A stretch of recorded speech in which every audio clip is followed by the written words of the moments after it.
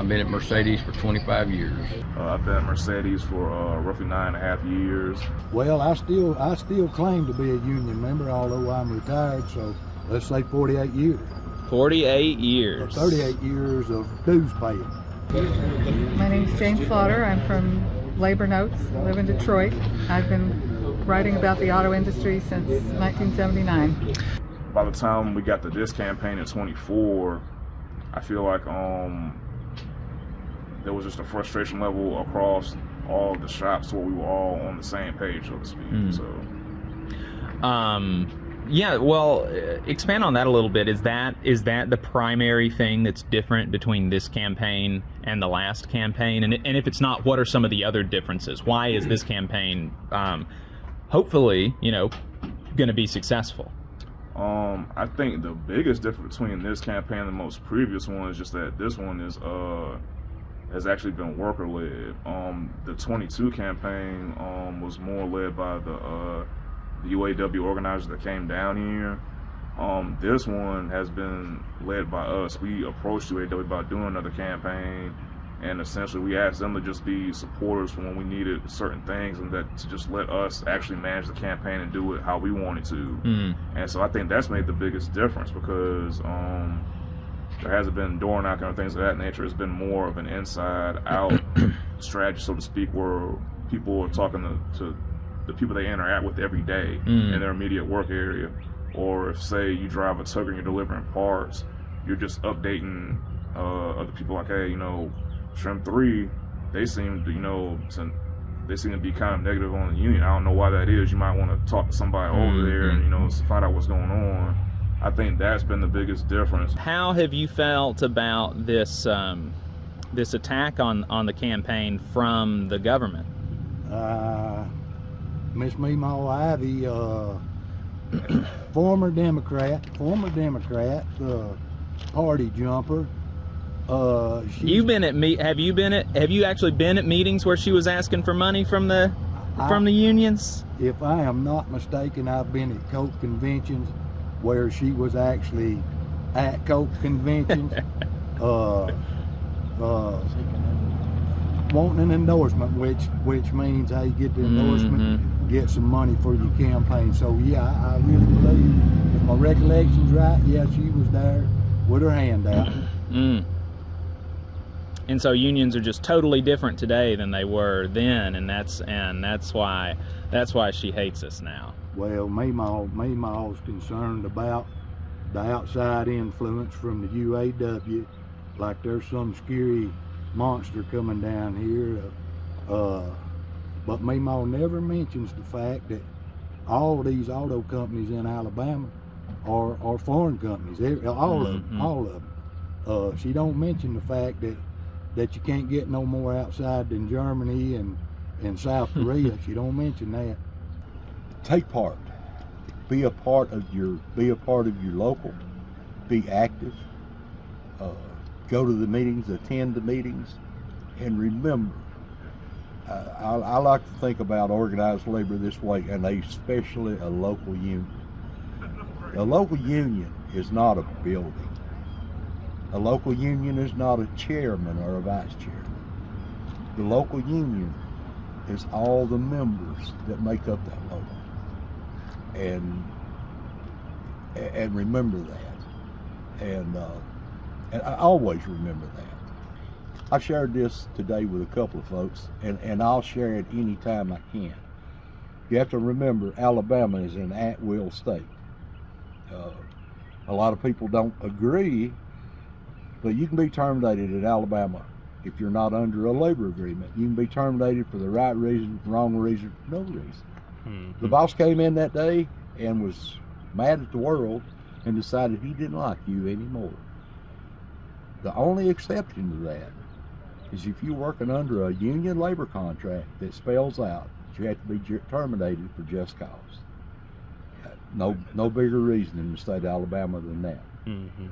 What are your first reactions to the results? I mean, it didn't break the way we wanted it to, but at the end of the day, we've all got to go right back to work, and we've got to work together. The feeling in my group alone was strong. You know, we were excited. We felt like we were going to win it. Obviously, you know, we knew after that, you know, last big push that Mercedes made with an anti-campaign, bringing in that third-party group to talk to team members one-on-one was definitely going to have an effect. But we didn't think that it was going to sway enough. Apparently it did, and you know, that's unfortunate, but all we can do is look forward. We have to wait and see what the company does, you know, and how they move from here. You know, what was the extent of that third party coming in and talking to folks? Like what did that look like?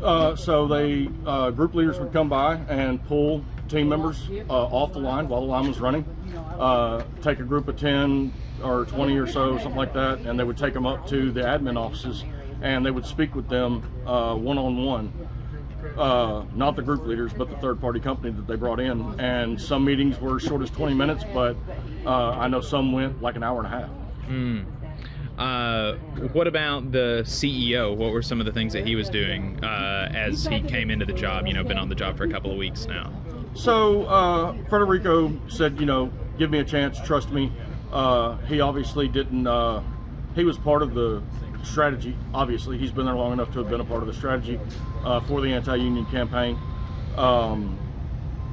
He obviously was very careful not to cross any lines like Goebel did. So we'll have to just wait and see if he holds to his word. We just recently received a STAR report of him announcing the results of the election. And he says that he's still going to come around and he's going to talk to team members and he's going to try and fix things, you know, to make it a better facility. What were some of the promises that he made to make it a better facility? He said that he promised to do that one thing, just to make it a better facility. So. We are Richard Webster's, well, Rick, he prefers Rick. We're his family, his wife and his son. And we've been watching Daddy work really, really hard for six solid months, especially. He was scheduled he had surgery, a scheduled surgery, and that's when he really became very involved because he didn't have anything better to do, and he's very good with data. So he was trying to help with Jeremy Kimbrell and had some numbers coming in, and so noticed that people were placed in the wrong places, and it was causing a lot of convolution as far as where employees were and where they would be coming to vote, and so who to talk to for, you know, it didn't make a lot of sense. So he spent months on spreadsheets just making sure everything was clarified, and that's how it really started for him. He's been in the company for, you know, for 7 years or so, and there's been, you know, basically constant talk of a union since the factory opened in '93, like, you know, in fits and starts. What was his relation to previous union campaigns? He really didn't have much. I mean, he didn't have a leg to stand on. He didn't have a voice because he didn't work for the company. Right. So he's pretty much just been soaking it in, taking it in, and, you know, balancing his scales, trying to make sense of everything, because there's a lot of misinformation out there. What were the reasons that they gave for having voted no? Well, they had a number of different reasons, ranging from I don't want to pay dues to I want to give Federico a chance. I would say that was the most common thing I heard, is this new guy, he's going to be different. One guy actually said that before it was all production driven, but this new guy really cares about the team members. And he'd only been in there for a few weeks. Right. But I think people that were scared were looking for a reason, and the company gave them a reason. What are some of your reactions to the results? So there was an aspect of this campaign that we couldn't gauge, was how many people that the anti-union consultants or persuaders were going to flip. You know, so the company did assessment on everybody where they thought they stood, either yes or no, or on the fence. So they brought the ones on the fence into little private meetings with an anti-union consultant and showed some videos and anti-union videos, and they were telling them, you know, half truth. They didn't tell them the whole truth, and so there was no way to gauge if those people were gonna, if they flipped those people from a yes to a no. So I was a little optimistic about how many they clipped. It's like, you know, did they clip 100, 200, 300, 400, 500? We didn't know. Right. So there was a chance that we would get beat. Yeah. So we couldn't gauge that. You know, we felt good with our 70%. Right. But when you're in a mandatory meeting and you know, you're on the fence, you know, a couple half truths might flip somebody, you know, so we didn't know. Obviously not the result we wanted, but you know, these courageous workers reached out to us because they wanted justice. They led us. They led this fight. And that's what this is all about. You know, and what happens next is up to them. You know, justice isn't just about one vote or one campaign. It's about getting a voice and getting your fair share. And, you know, workers won serious gains in this campaign. Don't lose sight of that. The UAW bump. They killed wage tiers. They got rid of a CEO that had no interest in improving conditions for these workers. You know, Mercedes is a better place thanks to this campaign and these courageous workers. You know, the company said give the new CEO a chance. And, you know, it's ironic. We've heard this before, and that's exactly what Volkswagen told its workers in 2019. And in 2024, Volkswagen workers realized that it's not about the CEO. It's about a voice on the job. It's about getting our lives back, getting our times back, and having dignity on the job. I've been talking about some of the campaign against the union from the company. And you know, of course, there was an enormous campaign from outside of the company, from, you know, the business and political class. But it does seem like, you know, I just didn't hear a lot of that. You know, just talking about the outside campaign first, from the business class, the politicians and things like this, I did not hear that referenced very much by the workers themselves. Of course, in every single news piece, they always mention it, and they always mention it as a big thing. But talking to the workers, I don't even know if I can recall a single worker saying that, oh, this was a really big part of the reason that folks ended up voting no. But you were able to talk to more workers over the last week than I was. So what was your perception of the workers' reaction to that campaign from the BCA and the politicians? Yeah, I think that's a really great question. I think the impact of political interference from Alabama's political and economic class is pretty much creating an environment where workers are just so exhausted and tired and want it to be over. Think about in the political arena when, you know, you're in a primary fight or a presidential fight, and in the run up to the election, things get really, you know, intense. A lot of folks, unless you're a partisan of one side, you know, people just tune out. They just give up. They just, can this be over? So I think it has an impact in terms of the global effect of like, what are we, can this just end? So it just exhausts people. People just want it to be over. And I think that's what we saw in terms of where there was more from workers that I talked to at shift change, from workers that I talked to in the run up to the vote. The impact that I heard was most profound was when the Reverend Matthew Wilson visited the plant, and when the company fired the previous CEO, Michael Goebel, Michael Goebel, and brought in a new guy. So it's a classic union busting tactic. And it's a classic because it works. So that's what workers said. I think another factor to highlight here is that unlike the Volkswagen campaign, where we can say that was burnt turf, right? Like they had two previous campaigns plant-wide and a third campaign that they won for a micro unit. In those two plant-wide campaigns, the workers got to see on full display the union busting campaign. They got to see all the tricks. the workers at Mercedes unfortunately didn't have that. Murmurs of organizing picked up again in the wake of the pandemic.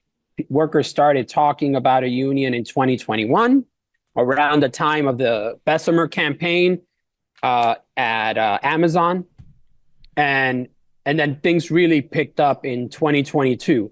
But they only got to 20% support, and then things just stagnated. So thinking about that as your benchmark of comparison, workers definitely, built up a base of support of 2,000 workers. They were public. This was not a campaign where you had 2 or 3 spokespeople. As you yourself know, you went into the union hall and you saw workers, worker leaders talking about their strategy, talking about how they're talking to their coworkers in their department. So this was definitely a worker-led campaign. There was definitely momentum on their side. They were fed up. They were angry. There was strategy from the UAW organizers in terms of comm support. But when you're up against the economic and political class of Alabama, and outside of Alabama, all eyes are on you, it's a lot. And despite incredible organizing and incredible fighters like Jeremy Kimbrell, Detrick Lewis, Deborah Sandifer, Moesha Chandler, Robert Lett, there's so many workers. And the reason why I'm naming these folks is because that's what's different about this campaign. That's what's so inspiring about it, is that workers put themselves out there on the line to fight for a union. And whenever anyone steps out into the arena to organize, we have to commend them for that, because the path of least resistance is to keep your head down, especially when everything around you is set up against you. So they have, these workers, the opposition leveled against them was some of it predictable. In all union fights, they do this. But some of it was a little, we hadn't seen in a long time. Like, we had not seen a pastor basically come in and preach the gospel of the company. To workers individually, like one-on-one, going up and tapping them on the shoulder, whispering to them. I mean, that is kind of bizarre. And so you said that had a profound impact, you feel like. What were some of the workers saying about experiencing that? Yeah, well, I mean, I think some people laughed it off, right? So I think it's a plant of 5,000 people. It was something that people registered. Maybe I shouldn't say profound. Don't want to give Reverend Wilson too much credit, lest he gets a GLS SUV out of this. So I think it had an impact because basically you had someone that had unfettered access to the shop floor that can go in one-on-one and talk to you about, make promises, tell you, I know, like the fact that everyone refers to the new CEO by his first name as though he's, a pal, give Federico a chance, and it sounds like a cool name too. Like, Federico is not like, I don't know, let me not go there with the German Nazi names, but it's I think it's just one of the things in the arsenal that starts chipping away at the support. And as you know, Jacob, as yourself a trade unionist, when you file for an election, let's say you file with majority support plus 50%, right, of the plant. A lot of what happens and what the employer tries to do is by any means necessary to chip away at that support bit by bit, until they completely destroy the drive, right? So you think in the scope of everything that happened, in the scope of the captive audience meetings, the letter from the new CEO, the day that voting started on Monday, May 13th, basically saying, give me another chance. All of those things, they just start to accumulate and start to kind of reduce that momentum that workers have. And it starts to cast doubt on, should we do this? And then it seeds confusion and fear. So, and then you have a religious figure come in and kind of pull people aside and whisper into their ears about, this may not be the best decision for you right now. Despite the paternalism of telling a worker on the line that he knows best, it does register. So it's the cumulative effect, so much more so than like one individual factor. And I mean, another factor is that some of the workers that I talked to, they mentioned that there were two places where support started to slip. So that was around people that have preferred jobs. So the preferred jobs are people that work in material handlers and folks that do quality control. So some of these workers, their jobs are, in comparison to the workers on the line, they're a little bit easier. And in a union shop, those jobs are bid for, and usually they go to workers that have seniority, right? Which is as they should. Imagine you put into a plant 25, 30 years. You shouldn't be, screwing thousands of nuts on the line, break when you already had rotator cuff tears. At that point, the company should take care of you, and you should be able to have a less arduous job assignment, right? What ends up happening with one of the grievances that workers had at Mercedes is that the group leaders would have what was called group leader discretion, meaning that they will give those jobs to their buddies or the people that were kissing the company's ass. Those were the ones that would get those jobs. So I think support there was a little shaky, just because of where they stood in terms of the workplace. And then you had folks, I spoke to a young woman who had been at Mercedes for 2 years, and she told me, this is a good job for now, but my ultimate goal is to go into nursing. So I'm not even bothering to vote, So, which is something that kind of reminded me when I covered the Amazon campaign in Bessemer, where I heard from the younger workers that, some of them were basically seeing Amazon on the company's terms, like this is a short-term thing, and then I'm out. Obviously, Mercedes is a different type of employer. There was a core group of people that had been there for decades. And so that's a different factor, but you still have some of these newer folks that came on. Some of them were pro-union, some of them were not. So I think that those are two areas that I would point to, because ultimately going into the vote, people knew that it was going to be close. But there was a sense that they had talked to enough people and were, had tallied up their supporters and had an assessment that they could win. So there was definitely that sense of like, yeah, we're going to win. It's going to be close, but we're going to win. So what ended up happening is that they actually lost some of their supporters, right? So the key question is like, was that attrition attributed to the CEO? What promises did that man make? Because he himself walked the floor. You think of a new CEO, you think they're in meetings with higher ups, but no, this guy was actually behaving like an organizer. He was going through the plant, having one-on-ones with people. He spoke to thousands of workers one-on-one. So at this I don't plant, think I've workers... ever heard of that before. I don't think I've ever heard of a new CEO. I mean, obviously the new CEO, that's like a common trick, but I don't think I've ever heard of the new CEO coming down and personally talking to thousands of workers. I mean, that's bizarre.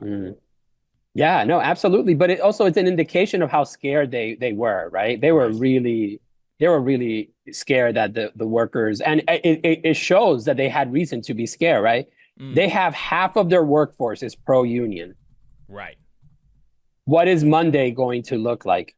Right. Is this company going to start retaliating against these workers that stood up courageously? They better not, because they're still going to continue organizing, and the UAW is not going away. This is just a setback, and their leadership will only grow from this. They will only learn from this experience. And 1 year from now, it will be within their power to file again for an election. And I was at the Mercedes-Benz training center after when observers from both sides were there, and at one point the new CEO came up, to Sean Fain, and Sean Fain told him, this isn't over. The workers are going to come back, and we're going to be there right behind them. And the new CEO said, I know. So they're not taking any they're not hazarding any guess about what the future will hold. They know that they have an empowered workforce, and those workers already won a $2 pay increase. They already eliminated wage tiers. They fired a CEO.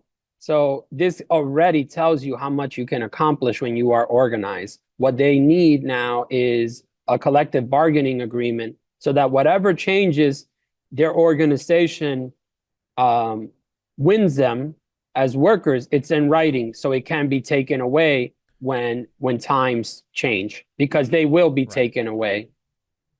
Right, and that's an important thing to underscore, is that yes, these workers won a lot, and they won a lot not because they had open door meetings with the boss and they asked nicely and the boss is such a nice guy. They got these gains because they stood up and said, we're going to unionize.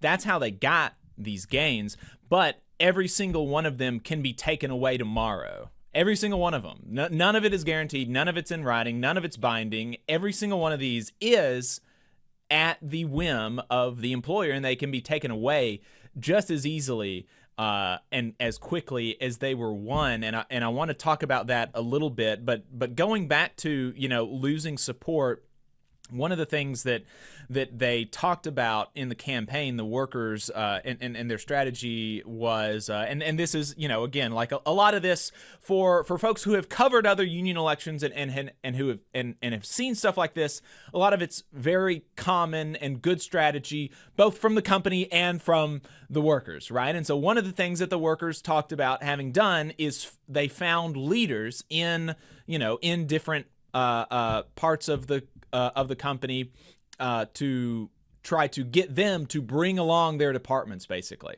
right? And so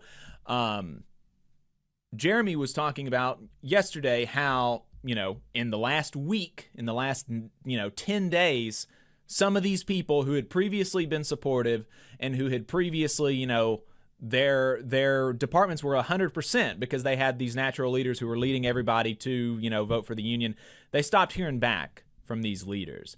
And so it seems like there's kind of an understanding or a guess that there was a real concerted effort, not just to talk to each worker individually, but that they were thinking like organizers and trying to talk to these leaders, whether they're group leaders or natural leaders, and get them to flip their entire departments. Were you able to learn anything more about that effort specifically from the company to flip leaders and get them to flip the rest of their coworkers? Yeah. I spoke to Brett Garrard, who's been at the company for about 20 years, and he talked that he himself was hauled into one of these meetings with one of the company honchos and basically grilled about the union, right? So, Brett is a veteran, like a Marine veteran, literally, but also a veteran of previous organizing efforts. And, he could see through the bullshit, right? So he was what I would call like one of the members of the core organizing committee, because the plan is so big. One of the things that Jeremy and others decided early on is that there was going to be a loose structure in terms of like leadership, right? So some of the folks that were in leadership positions in the organizing drive are just people that organically emerged, right? And some of those folks may not have had as much experience with like a boss fight. And when that happened, it seems like it did put fear into their hearts, and they flipped. The union obviously knew that stuff like that was going to happen, right? But how intense it was, how fast it was for 2 weeks, I think it did take the organizing committee by surprise, from what I heard from Jeremy in particular. They did do inoculation. Actually, Jacob Ryan, one of the leaders, went to the Labor Notes conference, to the workshop on inoculation, where you basically prepare inoculations when you prepare your coworkers against what the company will do and say, so that they are not surprised when they pull the classic hits of union busting. So yeah, I mean, I think that was definitely a factor. And like you said, I think you're right on the money to say that they were effective organizers in kind of mapping. I think all boss fights actually do this, but people don't always register it, right? Like the captive audience meetings, in addition to just being a psych ops operation, they are also opportunities for the boss to map, like, who are the leaders. So the people that stand up and are confrontational, they see, okay, these are the public supporters. And then they start, to track that and see, okay, who do they associate with?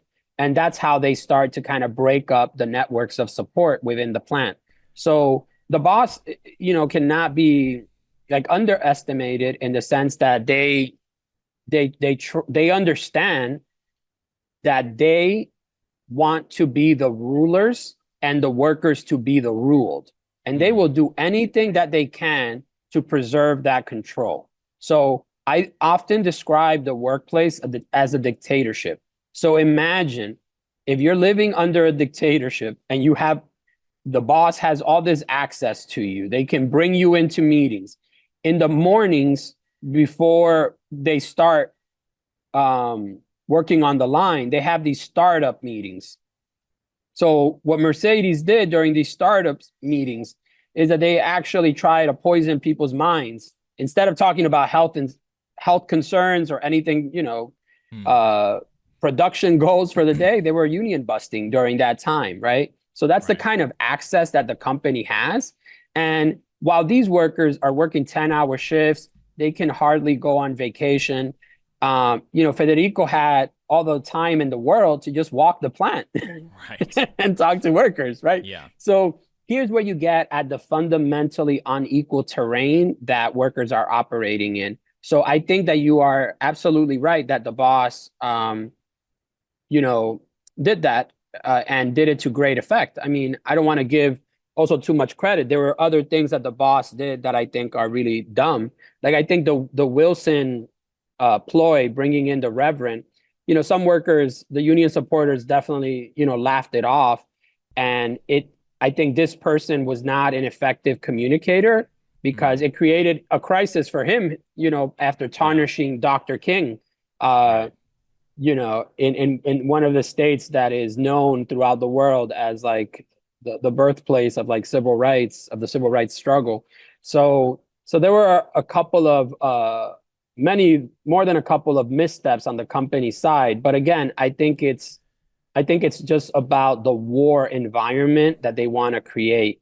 And as a whole, it just puts workers in a place where they feel like, I am in a dictatorship. I have to submit. And workers submitted because that was the message. Like, we call the shots. That's what the company, we can bring in a reverend to talk to you. We can actually, suspend like our startup meetings. We're so concerned about production and cranking out 450 cars, but for the sake of busting this union, we're going to stop all of that. So it just gives people a sense. Yeah.